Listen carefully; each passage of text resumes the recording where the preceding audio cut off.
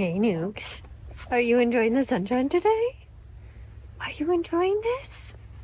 Oh, yeah. Hey guys, it is an absolutely beautiful August day in Sitka, and I just got back from my mother and father-in-law's house, and I was picking some berries. They have a really good raspberry patch, and mine are kind of coming in because I had to transplant them all, so they're just a lot smaller as far as batch goes, and I'll show you those. And then I picked some blueberries and some huckleberries. And I don't have any blueberries ready yet at my house, but I do have quite a few red huckleberries. This is one of my favorites. Check out how prolific this bush is, you guys. Look at them. So these are like, they're the size and shape of a blueberry or a huckleberry, but they're a red huckleberry. They're more tart or sour, I would say. They're basically like a Sour Patch Kid, but a fruit. They're amazing. I absolutely love them. I usually try to pick at least a couple gallons of huckleberries, a couple gallons of blueberries, a gallon or two of raspberries, salmonberries, and try to get those all frozen in the freezer for projects, baking. I like to make all different stuff with them throughout the year. I also just like to have them frozen for smoothies, which my husband and I really enjoy making for lunches and stuff like that. Also, I apologize for the incredibly annoying noise in the background. My neighbors down the hill from us are building, I think, an addition onto their house, and the noise that whatever they're doing is making hurts my heart, It's like when you scrape a fork on a plate. It's that kind of noise to me. It's been going on for days. It's killing me. So let me show you my haul from my mother and father-in-law's house, and then maybe we will go out and pick a few more. Look at this selection, you guys. Blueberries and huckleberries, and then we've got a whole big colander full of raspberries, and then this whole bin is full of huckleberries, and this is specifically for the chickens. Watch this. Hi, ladies. I've got a treat for you. It's pretty muddy back here. Watch this. Come and get him. Oh, look at that. Oh my goodness. The whole flock is excited. Even the ducks are checking it out. They even eat the leaves of the huckleberry plant, and they think that those are delicious as well. Such a good, nutritious snack for the birds. My father-in-law has this really good system where he takes like a big cover, like tray, to a fish box actually, and then he shakes the whole bush over it, and he collects all the berries for the ladies, and they just love it so much. It's kind of a tradition now. He has to pick berries for the ladies every time I go over to his house to pick berries for myself. And I pick berries for the ladies too, but Richard really spoils them. So I showed you guys my red huckleberry. Well, there's multiple bushes, but that one's really prolific. And these are my raspberries, which I just transplanted. Was it April or May of this year? They are starting here, and they kind of run down this whole row all along this rock wall, and I'm just gonna have them kind of like, it's gonna be like a raspberry lane all the way down the side of the driveway. So these are the ones that we picked already. And as you can see, here we've got a few more on my bushes. I've already came and picked all of these. I actually made one pint of jam already. But we will just pick the last couple ones here to fill up our colander that are ready to go. I love berry picking, you guys, so much. It's just like so relaxing to me. Look at these. Perfection. Oh, and they're just the perfect amount of ripeness because they just fall right off into your hand when you touch them. Perfect. Oh. Oh, yeah. Oh, I'm losing one. Okay. Oh, there's one right here. Then we'll be done. Ha! Look at that. Oh, perfect. Now I am going to make a batch or two of jam with the raspberries, but I do want to freeze a bunch of the blueberries. So I'm going to show you guys how I freeze them so that they freeze individually, and that's really helpful. So I like to freeze them on sheet trays spread out so that they all freeze individually and they're not stuck together. if you throw them into a plastic bag and freeze them in a big bundle, they will like clump together. And I like to have them all individually. That way, if I'm baking or something, it's much more easy to measure kind of exactly what I'm looking for. So I'm just gonna dump these out in the trays and throw them in the freezer, and then I'll show you guys how I use them. I'm gonna show you guys one of my favorite scone recipes today. It's a blueberry with an orange zest. I've also made it with raspberries and a lemon zest. I actually have some of those in the house right now. I just made yesterday or the day before. And then I'm gonna show you guys how I make my freezer jam. So I mostly picked out all the leaves, but we'll just have to double check as we spread them out.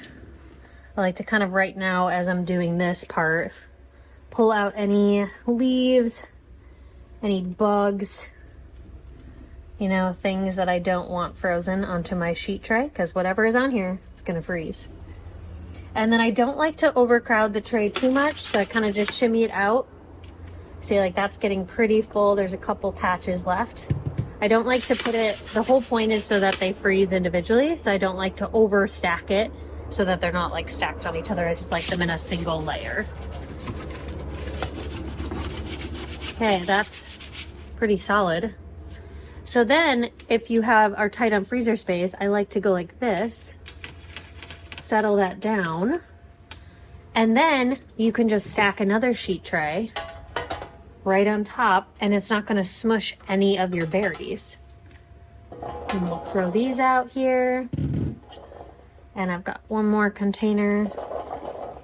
Oh, look, see, there's some miscellaneous huckleberries in here. And then I'm just gonna shimmy these out till they're one even layer. And now these are good to put in the freezer. I like to put them in my husband's, oh, I forgot I had these in here. Okay, so these are red huckleberries that I froze before and some other raspberries. So we'll take those out today, perfect. And then you're gonna grab your things, throw them right in the chest freezer. I am going to take this tray out. I don't know if this box is gonna be too tall. Yep.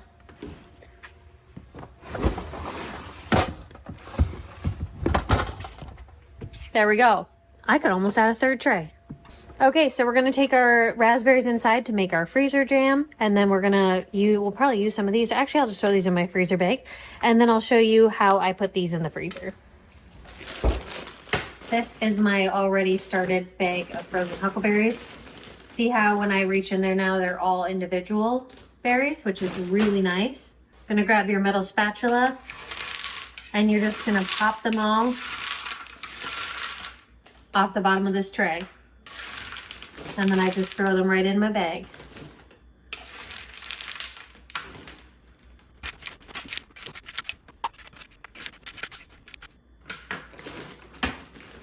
Look at that, filling up our gallon bag real quick. Now we're gonna make our freezer jam, which is basically just berries, you guys. It's so easy. Okay, and then all we're gonna do is add a bunch of our berries to our pot here. Oh, look at that bug. We don't need you. Sorry, bro. Okay. You're just gonna pop as many berries as you can fit in your pot. That's good for now. Turn our burner on. We're gonna set it to pretty low, like a 2. Then I'm just gonna pop this on with a little bit of it open. Get a spoon ready because you're gonna wanna keep stirring this so that you don't burn anything down to the bottom. That's why you wanna keep it super low most of the time. These are going to get really juicy and there's going to be a lot of liquid. So the whole process is basically just kind of waiting until these cook down into a really nice jam. In the meantime, you can prep your jars, which is basically just sanitizing them. So this is a batch that I made maybe 2 or 3 weeks ago. I like to put them in little mason jars like this. I like the wide mouth ones, but you can put them in whatever. This is a batch of my red huckleberry jam from last year that I have left. I think that's the only jar of jam I have left. All the jam I put into mason jars. and then I store it in the freezer. So I do not add any pectin, and for raspberry specifically, I do not add any sugar. For some of the other jams like salmon berries and stuff where they're not as sweet, I do like to add a little bit of sugar to them when I'm cooking it down on the stovetop. But for raspberries, they're so naturally sweet. I don't like to add any extra sweetener. So I just cook down the berries until they've kind of boiled off most of the water, and it's like more of a paste than it is, you know, just like a liquid with berries mixed in. I cook that down. It takes, depending on how many berries you put in there, it could take anywhere from 20 minutes to 40 minutes to an hour, depending on the amount of berries that you take, because I like to do it really slow. I don't like to risk anything burning to the bottom of my pan.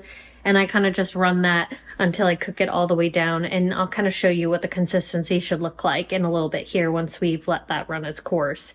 You're just going to want to keep going every couple minutes and stirring it and kind of mushing it down, breaking down any of the berries that haven't already, you know, break down. And then I'll show you the process of once we know that it's ready, pouring it into our jars, and you're going to want to make sure those are sanitized. So the way that I sanitize my mason jars is just by throwing them in the dishwasher, and then I make sure that all the lids and stuff are sanitized and cleaned as well. And so you can use whatever jars you like. I like to do the smaller jars because I don't eat a lot of jam, and it's just my husband and I in our house. So doing a big jar doesn't make a lot of sense, because once you take it out of the freezer, it's going to live in the fridge. And you know, things only last for so long in the fridge. You know, it usually lasts like a month or so for me. And usually by that time, you know, we're at the end of the jar anyway. And then I can kind of take it out as I want. And it doesn't really take that long to thaw. I usually just take it out of the freezer, put it directly in the fridge, and it's ready in a few hours or thawed out, you know, enough to be able to use. And then if you can always heat it up and put the mason jar in a hot water bath if you want to just, you know, defrost it really fast. So let's let this cook down for a while, and I'll kind of show you when it's ready to go. Okay, our jam has reduced a pretty significant amount. Look at this, it's like pretty chunky, very seedy. I don't mind the seed texture. I know some people that bothers them and they strain it, but it doesn't bother me at all. Most of the liquid is out, but it's still enough that it will be a nice spreadable jam. And I'm just gonna scoop this out into the jars. Beautiful. While it's hot, I do like to set this on top, and that will kind of allow it to kind of vacuum seal to itself. Now that this is into our jar and kind of waiting, I just wait for it to cool all the way down to room temperature. Then I will label it, and I will put the threaded piece on, and then I'll just put it right into the freezer and it'll be good to go. While we're waiting for our jam to cool, I thought we would make a really quick batch of the blueberry orange zest scones. This is a scone recipe that my mom gave to me. I remember her making these all the time growing up, all the way back to when I was a little girl. And she got the recipe from a family friend, so I will share that in the description below. But let's just make up a quick batch of scones. They're really easy and fun to make. Here is my recipe card. See, family friend Kevin and Elizabeth. Shout out to you guys. 2007, that's when they passed this recipe on to my mom and dad. And my mom has been making it, and you can see here, this is some of her favorite combos. Blueberry and lemon zest. I've actually done the blueberry and orange zest, which I really like. I've also done it with lemon zest. I also just made a couple days ago a batch that were raspberries, frozen raspberries that I had picked with lemon zest, and then I just sprinkled some sugar on top, and they are absolutely delicious. And then you can do like a chocolate chip and orange zest. You can do whatever combination of things you like. You can do a multi-berry one, but today I figured we would use some of the frozen blueberries that we have, and we would quick make a batch with orange zest, because that's what I have available. So let's make a batch. Please just ignore the giant pile of dishes that I have in my sink. We will get to that later once we're done with all of our baking activities. First, we're going to add 2 cups of flour. Just regular all-purpose flour is fine. I use sea salt from my favorite sea salt company here. Half a teaspoon of that. Then we need a tablespoon of baking powder.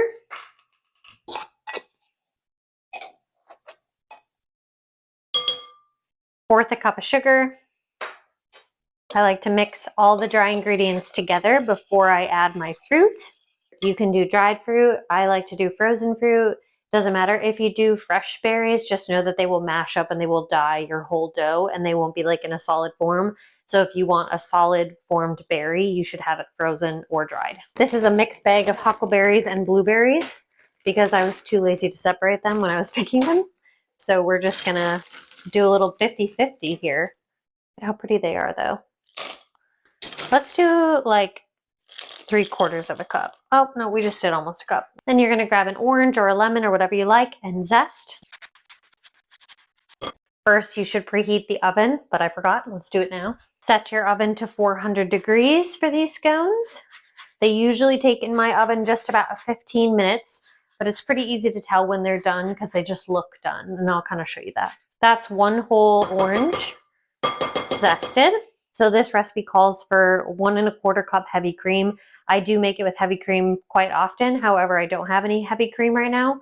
So if you use whole milk or half and half, you can do that. You just have to use less. This is whole milk. I usually do about 1/2 cup first. Mix it in. And then I kind of just like to assess the consistency of it. If you do heavy cream like the recipe actually calls for, it's pretty spot on, a 1/4 cup. When you start to mix it, it should look like this, getting kind of crumbly and all kind of sticking together. I can tell that this is going to need a little bit more. I'm going to do another 1/4 cup. So that's 3/4 cup of whole milk or half and half. I think when I did it with half and half with the raspberry and lemon ones, because that's what I had in the fridge, it took just about 1 cup exactly, or maybe just under. When it's ready to go, it should be kind of like balling up like this and kind of peeling off of the edges of your bowl. It shouldn't be, you know, sticking too much. It'll just kind of be a natural ball. Grab your cookie sheet. I like to use these kind of silly mats. This is the Fat Daddy-O's Pro Series baking mat. I think it makes cleaning your pans way easier. Not essential. You can just put on a little bit of parchment paper or just grease the pan a bit. This is the most important part about making the scones. So you're gonna dish out all of your stuff, scrape out anything you have left over, add it to your ball here of dough. And then you're gonna mount it into a disc. I like to kind of shape mine like this, and then I flatten it out to about 1 inch thick or so. Kind of push in the edges. That's about 1 inch disc, give or take. I use one of these to just cut it into our little pie shapes that scones come in. Cut it into your little triangles. And then I use this to scrape up the bottom. And I put all my little triangles spread out on my tray. I lost a berry on that one.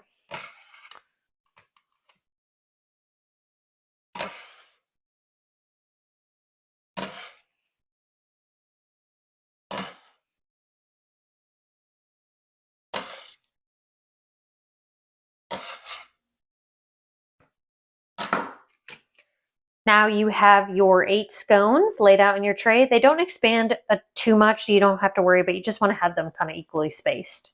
Once your oven is preheated, you're going to throw these in there, 400 degrees. I like to check them in 10 minutes and then rotate the pan, you know, all the way around. And then I do 5 more minutes, and then that's usually perfect. The 10-minute check. See how they're forming up really nicely? And the ones in the back of my oven always get a little bit browner, so I like to just rotate them. And we're going to set these for 5 more minutes. Okay, the timer just went off. Let's check them. Ooh, look at that. Perfection, you guys. You can tell that they're done because they're like kind of firm to the touch. They've got kind of a little brown edge on the top. You can also brush on some egg whites if you want them to be kind of glazed on top, egg white wash, you know, and just brush that on. Or you can do some melted butter. I honestly forgot to do that. And I usually do a little bit of melted butter and sugar, but they're going to be delicious no matter what. And you can always add butter later.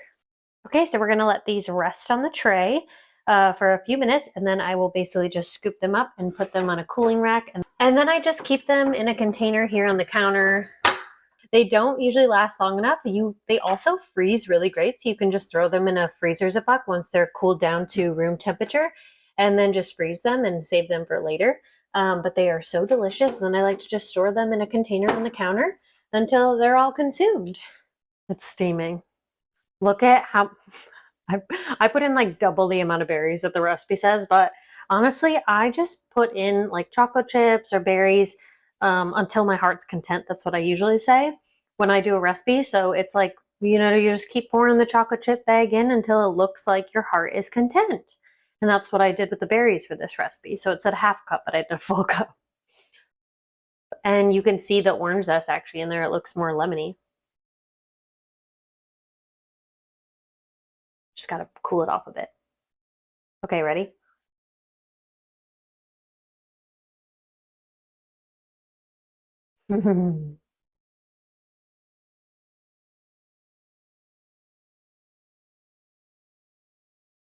Wow. The blueberries are so sweet. And then the little mix of red huckleberries makes it like a little tart. And then you get just like that hint of orange zest in the background, like almost like you almost like smell it more than you taste it, you know? Wow. And they're hot, so they're just really good. That is it for today. We got our berries picked. We got some frozen and they're freezing in the cooler right now. We took the old frozen berries out. We put them in the baggies. And then we made a batch of freezer jam. And then we ended up making a batch of scones. So we just used a lot of berries today. And that is just honestly one of my favorite parts about living in Sitka. All the berries available to us to pick. Thanks so much for watching. I hope you guys enjoyed it. It was fun to be able to utilize all these berries and be out in the sun today picking them. There's nothing I love more. My hands are still a little stained from the blueberries, but I'm feeling good. And my husband's probably going to be really excited when he comes home and sees fresh scones. So thanks so much for watching. We'll see you later.